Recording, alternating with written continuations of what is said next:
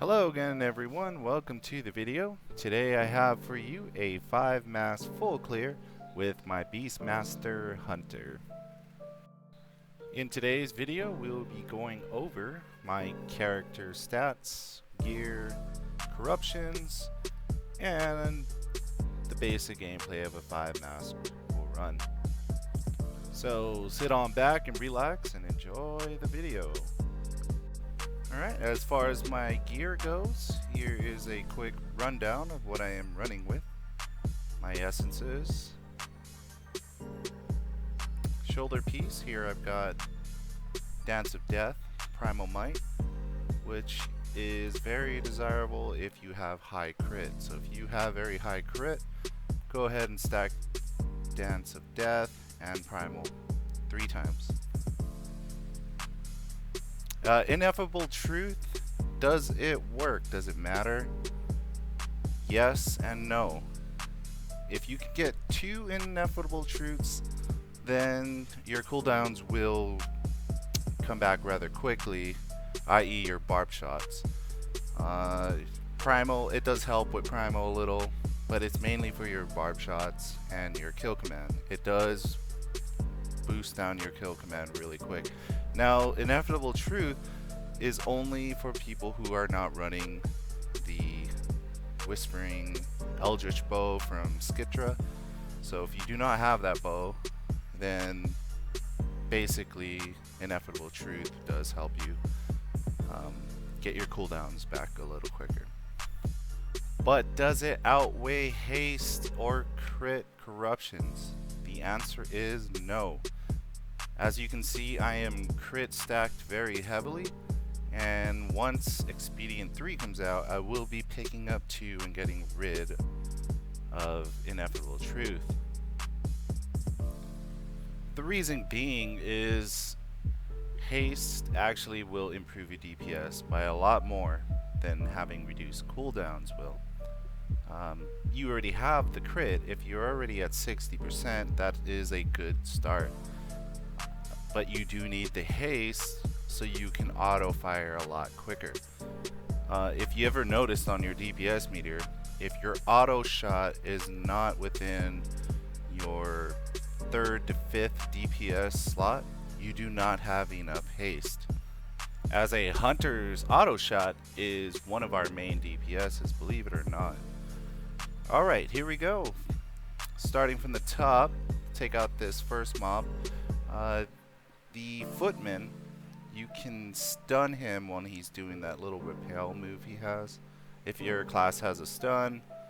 But if you're playing this as a hunter, then you'll want to intimidate him while he's casting that, and then he goes down a lot quicker.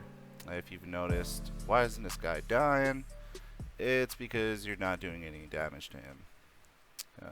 This next mob, if you can interrupt the mind play really quick, it definitely does help. And to just remember to stay out of his psychic scream range so you don't get feared into your little bubbles on the ground that you leave. The puddles will drain, I believe, 6 sanity every time you're in it. So movement, as a hunter, it's not really needed, especially in a 5 mass. But later on, you can move around a lot because the hunter class is so mobile. So what I was doing there is checking to see what color the poison is. It will always be on the right side of that crate, so you know which one not to get, so you don't drink a bad sanity potion. I opted for a CC here because these 2 mobs have a AoE stun, as you can see right there. They teleport behind you and launch tentacles that stun you. They also cast a shield, kind of like a mage shield, but it just reduces damage by, I believe, like 35 to 50%, something like that. But if you have a dispel, you can either dispel it, mages can spell steal it, or you can just kick or interrupt the cast. There is a vision add-on that tells you which poisons are good, which ones are bad, what gives what. I don't have it installed, unfortunately, so I just do the whole I know what's bad, so now it's just a guessing game for the rest, which isn't, it's not too bad. It's not the end of the world. But do keep in mind the color that gives you sanity, because in this run I won't use any orbs, not until Valyria, but it's very helpful because there are some points after, you know, Shaw or before Shaw that there's something you could run into, take some unexpected sanity damage. Those do come in clutch, so if you do see one, keep an eye out and remember where it is, so you can quickly backtrack and grab 100 extra sanity. So if you see this door open, it is by far the best buff you can get as a hunter. It's 10% flat increase to haste. Like I said, the more haste you have, the more quicker you'll kill things. And you'll get your abilities back because you'll have a lower global cooldown. So here I'm checking more poisons because process of elimination. The fire breath one is not really good for us, so I opted to just disable it. These three little shorties, they're just literally tank and spanks. Nothing too crazy about them. They don't have any real special abilities besides Forge Breath, which shouldn't be a real problem because we're hunters, so we shouldn't be in melee range anyway. After these guys are done, head on over to the first gate, and we're going into the Dwarven District. Here you need to arm 8 little bombs, and that in turn will spawn the boss. Well, the big detonation button to spawn the boss.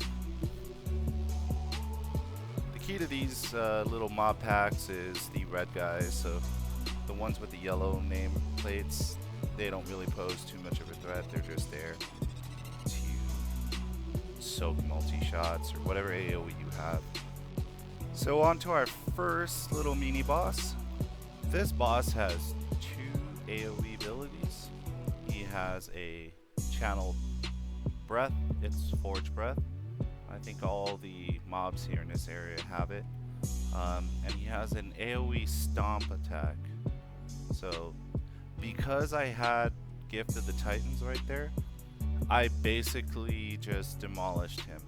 And it is not really anything I did on my part. It was mostly the auto shot just going ham, because an auto shot hits for almost 12k every single time, you know, and with an insane amount of haste that you get from Gift of the Titans, your auto shots are doing like 100k damage every couple seconds. So like I said earlier in the video, haste is king once you get your crit to about 60%.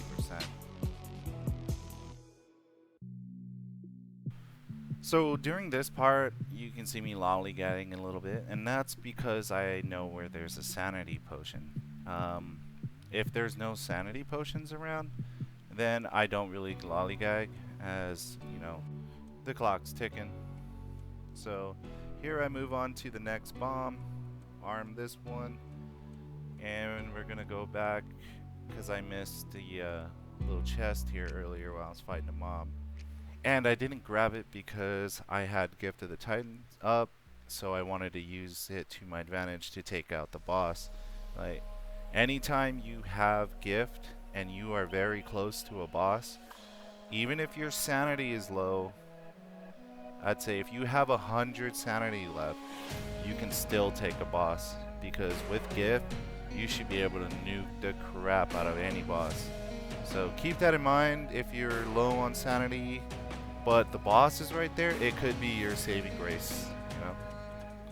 So these 3 guys that you pull here, you got this, you know, the tank guy in the middle, and you got the 2 ranged ads that really don't hurt. None of them do. If you have your pet, just set them on the big guy and just start nuking the ranged guys, because they go down really quick. After the mobs are done, we'll go ahead and arm the next bomb. There is a chest that spawns there. I don't know if it's always spawns there, but every time I've ran it, it's always in there. So don't forget to pick that one up before you move on. And this next mob that sits next to the 8th bomb is just another basic tank and spank. The main red bar character, there's two of them. One of them casts, I believe it's like some kind of empowering ability for the other ads. You can just burn through it. You really don't have to kick it. Doesn't really do anything serious. So after you've hit the detonation button, the boss will drop down. And after the little role play between the gnome and him, you can start attacking the boss. He will drop 2 dynamites next to you. You can either run out of the circle like I did, or you can click on them to kick it away from you. Kicking it away from you would probably be the safer option, but it reduces your DPS. So I opted to move out of the way so I don't have to click extra buttons. Again, that's just more personal preference, I guess. So if you want to move. You want to kick it. So after that boss is down, we move on to the next area, kill a little eye that's around on the bridge. Just a basic casting mind flay eye that's all over Nilotha. So once you get him out of the way, go ahead to the next area, open the gate, and there will be 2 rogues stealth right here. You can use flare to find them, or you can just run into them. It doesn't matter because they will still get you with the poison that reduces your cast times, even if it were your pet to first engage them. And I don't know why that's a thing. I've submitted a bug report about that because if my pet first draws aggro, it should be used on my pet. As for this boss, it can get hairy depending on the weekly madnesses that you get. But anyway, this boss has 2 moves. She summons a AoE attack that if you're in it, it does sanity damage and a ton of damage to you. So you do not want to be in that AoE circle when she's channeling it. And her second ability is she aims at you and takes a shot. If you get hit by it, you take a ton of damage and a ton of sanity damage. So if you see her lining up for a shot, GTFO. And once she's down, we can move on to the next set of mobs. So these next set of ads can be really tricky, but the key to overcoming this little pack without any headaches is to target down and burn the mage type really quick before he gets his stun cast off of me. If you can interrupt the Abyss cast, then that's the one that will stun you. You should be fine, as long as you set your pets on the big guy to tank him, as to say. Then we move on to the next ads. These are 2 rogues. Very easy to take care of. Another rogue that is roaming around will join the fight occasionally, but usually he gets pulled on the next pack after this. So once those guys are done, head on down to the next pack, which you'll get another mage, an executioner, and another rogue that's stealth nearby. Again, like the last pack, you'll want to take care of the mage type first before he gets off the cast. Then focus down the executioner, which has a ton of health. So he is just a tank and spank. Occasionally he will pull you in with a chain type grapple move. These next set of ads, however, can get a little bit more hairy. There are 2 mages in this group, and they should be your first priority on getting burned down really quick. They will be joined by another rogue that is nearby, stealth, so as soon as you get aggro on them, they will also jump in and join the party. This next boss is a real pushover. He dies pretty quickly, but he can also be annoying. He does spawn a AoE type debuff on you at the end of the timer. It drops a pool puddle on the ground that silences you. For hunters, it's not really a big issue. You can just move out of the way and continue as normal. Now we just have 1 additional pack before we can face Shaw. Again, target down the mage as you misdirect everything else to your pet. Kill the 2 rogues and then the executioner. Nothing too special here, but once the mage goes down, it's all gravy. At this point, Just click on one of the spires and the NPC will unlock the other one at the same time. And if you do this with other people, you know the struggle at this point. And now for the infamous Shaw. Shaw himself isn't that bad of a boss. It is the eyes that spawn near him that can be a total nightmare if you let it. So after the first couple seconds, he will disappear and start shadow striking AoEs under the ground. It's in a direction, so look at the direction and go the other way. It is a nightmare if you have the Ring of Irritation madness, as I do this week. So it's really a waiting game. You need to find a spot where you can turn your back towards the eyes while still being able to attack Shaw. Here you can see I'm having a little issue with trying to get Shaw lined up perfectly without the eyes zapping my sanity away ever so slowly. Now the biggest advice I can give for this fight is to stay calm. Try not to panic. When I first attempted this, I freaked out so much because the eyes were just so annoying that I lost sanity and died because I let, mistakes happen. So staying calm in this fight and just looking where Shaw is and paying attention to where the eyes are at all times will allow you to maintain a better sanity loss and DPS gain, because you need to balance them for Shaw. As a melee class though, oh man, Shaw is very easy. You just turn your back to him and Shaw will always be on you, so there's no problem. As for the range, if there is a pet involved, you can put them on passive to recall them to move Shaw out of range so you can reposition yourself. But that's it for the only options that we have pretty much. Once he's down, we'll take the porter back and we'll get this 2 mobs right here. It's another footman and another range type ad. Again, you want to stun the footman if he's using that repel move. Otherwise, you can just wait for him to finish channeling, which takes time, and time is not on your side in a 5 mask, usually. Head on over to the bridge to our next area, 3rd, and we're halfway done at this point. I went to the left to just check to see if there's a chest there. There's usually a big one that spawns right next to that little cage area. But after that, you're going to want to take out these 2 mobs. Now, this is the most annoying NPC in the game. It is the tentacles. The reason being is because as a ranged, it will always target you, and you got to keep moving constantly so you don't get hit by it coming out of the ground.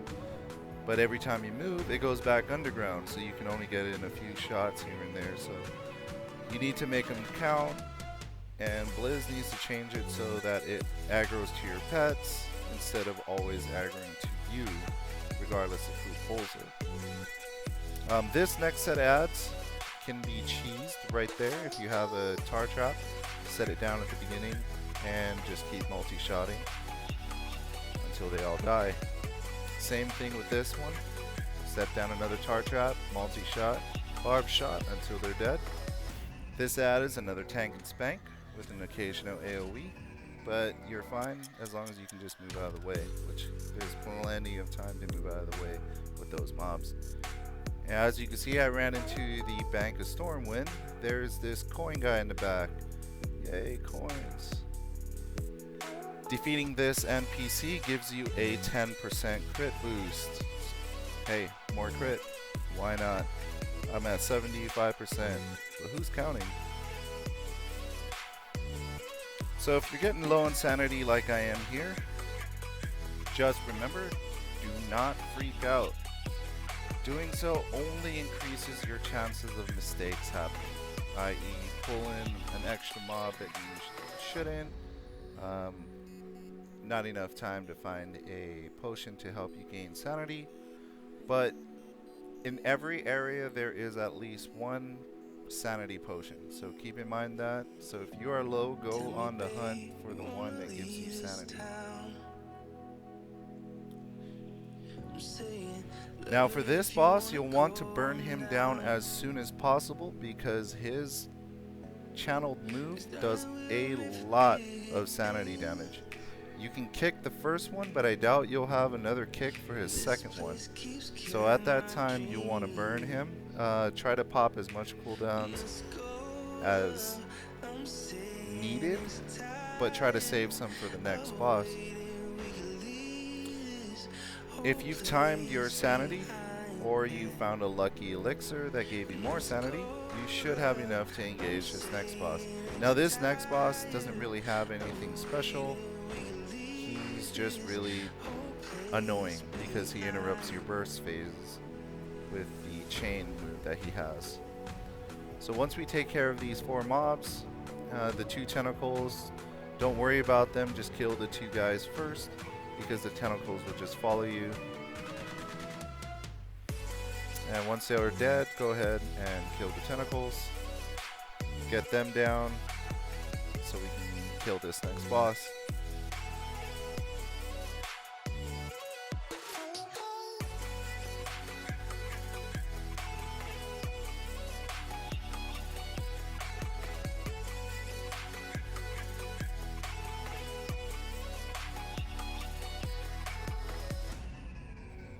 Alright, time to pull the boss.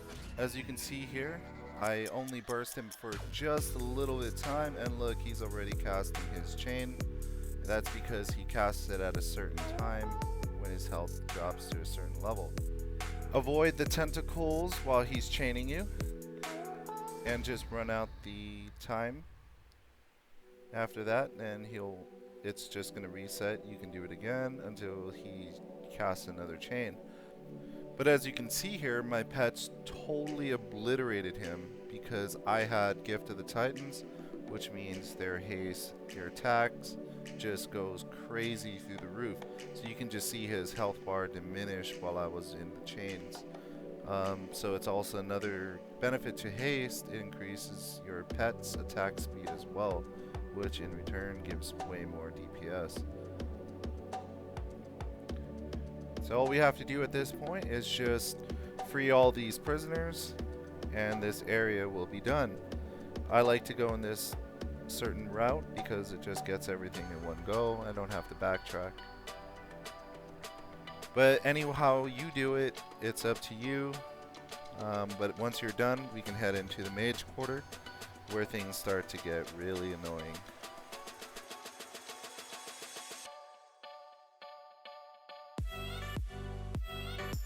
Once you've given everyone the Shawshank Redemption, head on out through this exit. Kill the eye tentacle, but you do want to keep track of that little gnome that just walked by. If you aggro him, he is a pain, just feign death, because you can't kill him without trapping the little robots he has, and it just becomes a mess. Now here I opted to go left, because going right actually consumes more time. Left, you only have to deal with 1 tentacle and 1 eye and a bunch of little poppers on the ground that are very easy to kill as a hunter. So if you go to the right, you have to deal with 2 tentacles and a ton of those crawling things. Now, it's usually not a problem, but on ring weeks, the Ring of Annoyance, I hate it. These things that pop up, yeah, it's very tough to maneuver in that section. When it's Leaden Foot week, it's also very tough to move in that area. So going left is really safe and it's really easy, and you will lose a lot less time by going to the left.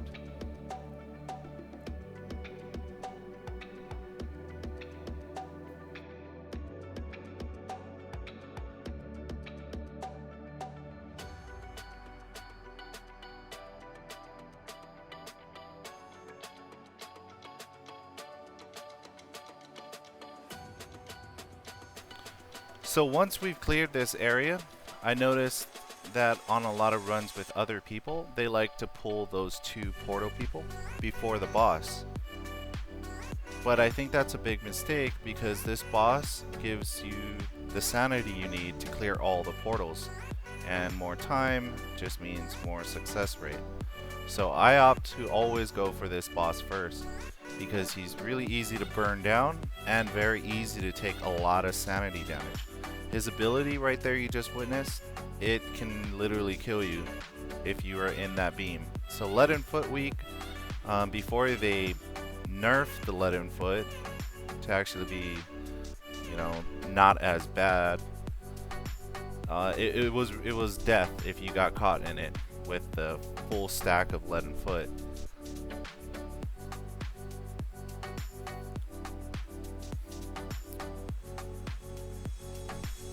So at this point, you kill the portal guys, come around this corner, and you just kill this guy.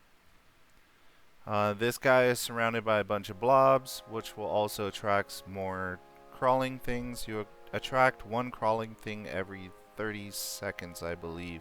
It spawns 1 to just randomly rotate around. And here you can see I got stumped. Lol. Head back on up, and we're going to kill the 3rd portal.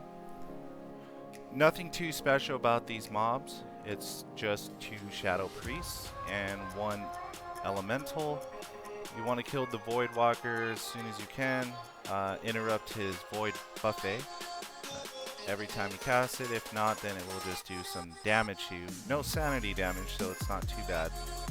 Avoid the walkers, and if you get a Figment after you, then just kite him around as he's channeling his AoE move. All in all, it shouldn't be a tough fight. Once you've killed the Void Walker, it pretty much means that the 2 Shadow Priests are easy kills at that point. So once you're done, we're going to head into this little room here. It's going to take us to our 4th portal. He is accompanied by another Void Walker. So you'll want to take out this guy first, and then the Void Walker. Make sure you do interrupt his Void Buffet, so you don't take unnecessary damage. Or you can just eat it. Either way, doesn't really matter. Now here what I was doing was fishing for a gift proc. And as you can see, I got extremely lucky with the proc. I always try to keep 1 alive, because that literally ensures that you kill the next boss. And like I said about the gift earlier, if you get gift, you don't need to use an orb, because it should help you kill the next boss really quickly, as you can nuke him down. I didn't use Primal because I didn't need it. I had gift on. If I had used Primal, that boss would have gone down in like 5 seconds. Which in a grand scheme of time, between 5 and 10 seconds, 5 seconds isn't really going to matter, because that extra 200 sanity you get, it's going to offset all of that. Because we're going to kill the next boss and get another 200. So it's really not important to save time on that boss just as much as the other ones. Here I found another 100 sanity, so that just secures me not using an orb for the next boss.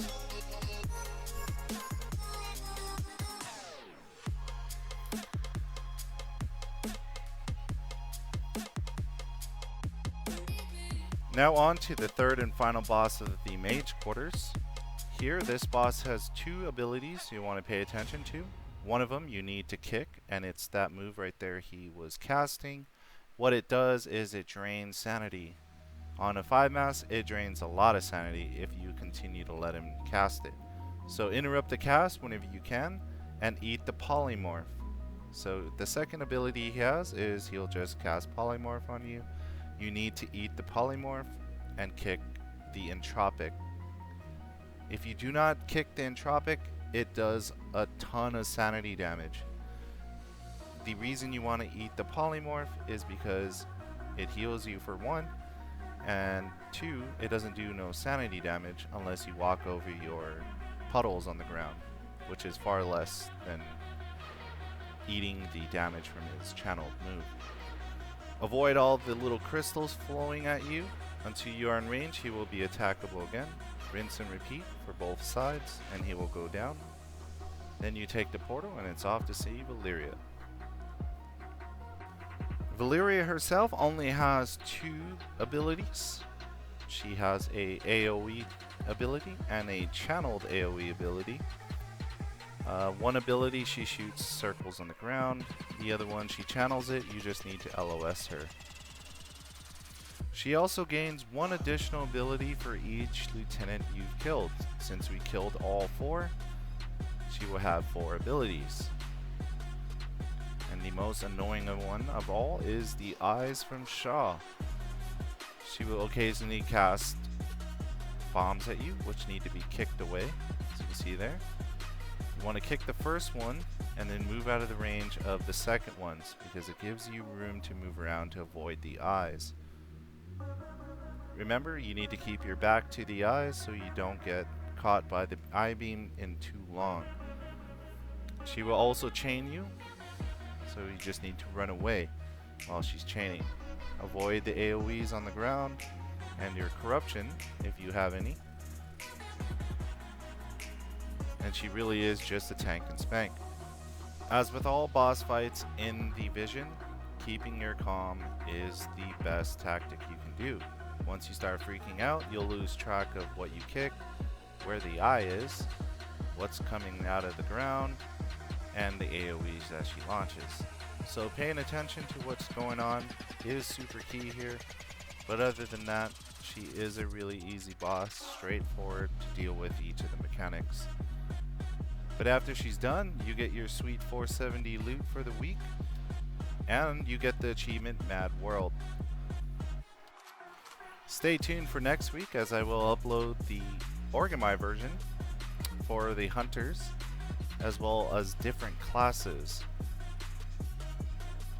And as always, I want to thank each and every one of you for watching the video, and I hope this video helps you master the 5 mask runs. And this is Wong, and I'm checking out for the day. I will see you on the next video.